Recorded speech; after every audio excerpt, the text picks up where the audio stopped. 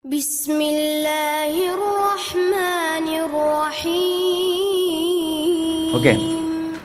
Dan ketika nanti budaya saling menghargai ini sudah kita budayakan dalam keluarga kita, maka akan memunculkan efek gelombang. Yang dimaksud dengan efek gelombang itu yang di samping sebelah kiri itu, saya nanti akan menampilkan gambar di mana ketika batu dilemparkan ke salah satu genangan air, maka dia akan membuat gelombang itu kemudian melebar ke samping, akhirnya menjadi lebih luas. Efek gelombang ini saya pakai bukan dalam pengertian fisika loh ya, saya pakai dalam pengertian bahwa seseorang itu kalau merasa nyaman, merasa berharga, maka dia ingin memperlama perasaan itu ada dalam hatinya. Karena itu orang yang dihargai cenderung menawarkan kebaikan berikutnya. Saya pernah waktu itu coba melakukan simulasi di kantor.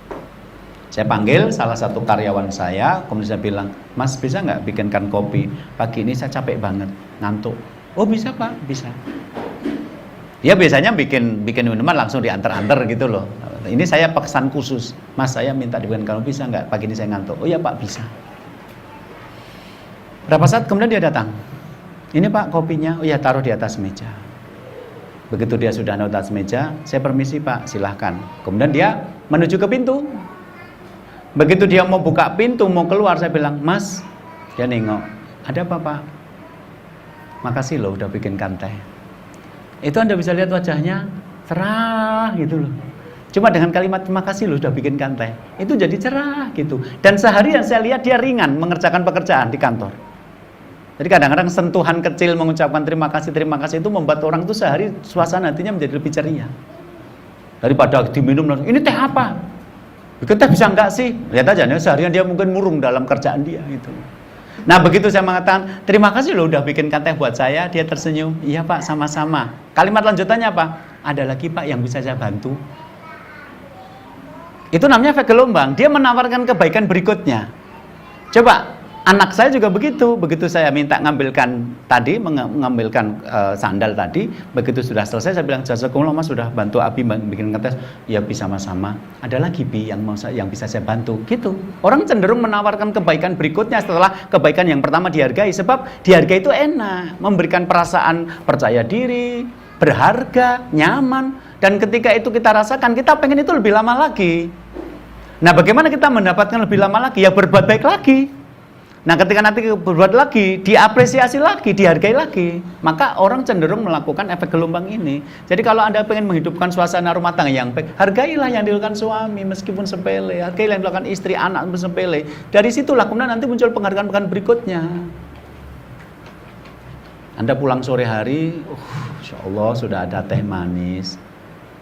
Kalau yang kena diabetes tehnya pahit ya nggak apa-apa sih, kan istri Anda sudah manis gitu loh. Jadi minum teh pahit memandang istri yang manis kan hampir sama lah gitu. Terus Anda ngomong, "Makasih loh udah bikinkan teh." Istri Anda seneng, "Oh sama-sama biasa" gitu. Tiba-tiba kalimatnya, "Mau tambah pisang goreng?" Coba gitu. Karena dia pengen dapat kalimat terima kasih itu lebih banyak lagi, karena itu menyamankan dia. Bahkan dalam beberapa artikel yang saya baca, pasangan suami istri yang saling menghargai ini cenderung memiliki kualitas seks yang lebih baik.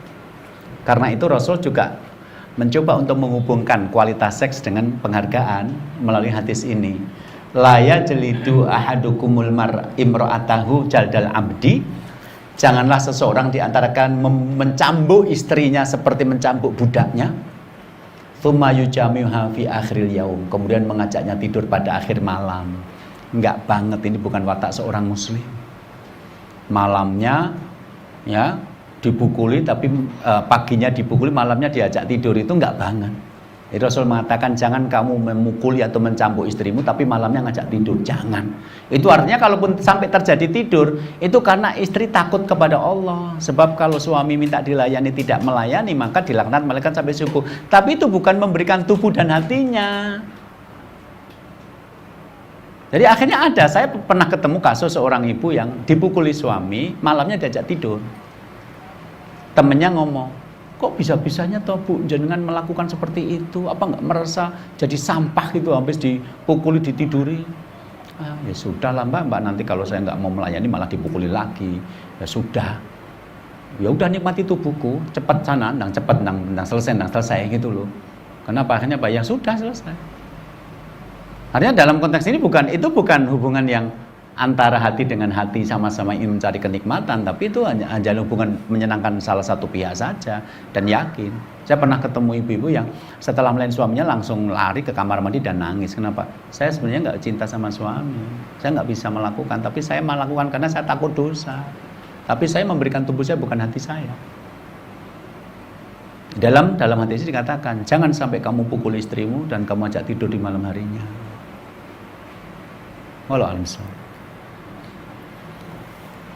Nah, untuk para bapak terutama, ibu juga, bahwa penghargaan ini memang sebaiknya ditunjukkan dan diungkapkan. Jangan sampai Anda mengatakan kepada istri, aku sudah muji kamu dalam hati, gitu loh. Nantinya bilang, kok kira aku makhluk halus apa sudah tahu isi hatimu, gitu loh. Nah, laki-laki itu kadang-kadang merasa itu nggak penting, gitu loh. Ngomong aku cinta sama kamu, kamu cantik, kamu soleha, terima kasih. Itu kadang-kadang bagi laki-laki nggak penting, padahal bagi perempuan penting banget. Itu kalimat gombal. Persoalannya perempuan suka digombali, gitu loh. Ada beberapa perempuan yang merasa hubungannya dengan suaminya itu nggak terlalu harmonis. Kenapa? Suaminya pendiam, jarang ngobrol. Makanya saya bilang sama ibu-ibu, laki-laki itu nggak seperti perempuan yang banyak ngomong. Laki-laki itu kalau nggak penting nggak ngomong. Kalau perempuan penting nggak penting, yang penting ngomong gitu loh. Makanya pengajian kayak gini tuh ada jangan-jangan ada ibu di sebelah atau di atas yang ngomong sendiri loh. Padahal nggak penting banget loh, harga tasmu berapa pentingnya, kan nanya besok minggu depan juga bisa ketika nggak ada saya jauh-jauh dari Solo hanya diselingi pertanyaan seperti itu, kan nggak penting. Tapi itulah perempuan, penting nggak penting, yang penting ngomong. Kalau laki-laki kalau nggak penting nggak usah ngomong, ngapain ngomong capek-capek nggak ada solusi. Itu nanti kita bahas waktu bahas tentang perbedaan laki-laki dan perempuan, ada pembahasannya. Dan kalau kita tidak paham seperti itu, nanti biasanya komunikasi suami istri kacau. Kenapa? Karena kalau kita tahu istri kita perempuan karakternya begini, maklum gitu loh. Ya, perempuan itu ketemu sama temannya di jalan, negur, Assalamualaikum, temannya nggak jawab, itu jadi pikiran sampai nanti malam. Salahku apa ya? Kok ketemu dia nggak mau jawab saya? Laki-laki simpel aja, ketemu sama temannya nggak diucapin salam, dia ngatakan mungkin dia sedang banyak pikiran, mungkin ada keluarga di rumah sakit sehingga tidak fokus pada perjumpaan dengan aku. Tapi kalau perempuan nggak bisa begitu Pak, perasaannya main. Nah, sehingga penting untuk melakukan komunikasi secara verbal, mengucapkan kata-kata itu penting. Rasul sampai mengucapkan ya Humaira, wahai yang kemerah-merahan pipinya, dalam rangka memberikan penghargaan kepada istri. Karena apa? Menciptakan sebutan khusus yang kemerah-merahan pipinya. Karena Aisyah itu perempuan yang rawan, suci, murni, nggak pernah berhubungan dengan laki-laki yang lain. Dia cinta kepada Rasulullah, jadi ketika dipanggil sama kekasihnya Rasulullah itu, dia merasa bangga dan bahagia. Itu akhirnya membuat darah mengalir ke pipinya, dan itu memburatkan wajah yang cerah, kemerah-merahan. Maka disebut ya Humaira, dari kata ahmar, artinya merah. Kalau perempuan sekarang mah nangis juga merah, marah juga merah. Wong itu bukan darah yang mengalir ke pipi, tapi cat yang ditaburkan di pipi kok. Cuma mereka menyebutnya bukan cat ya, blush on atau apa namanya gitu. Syukran ya Rabbi, syukran, hadaita qalbi, syukran.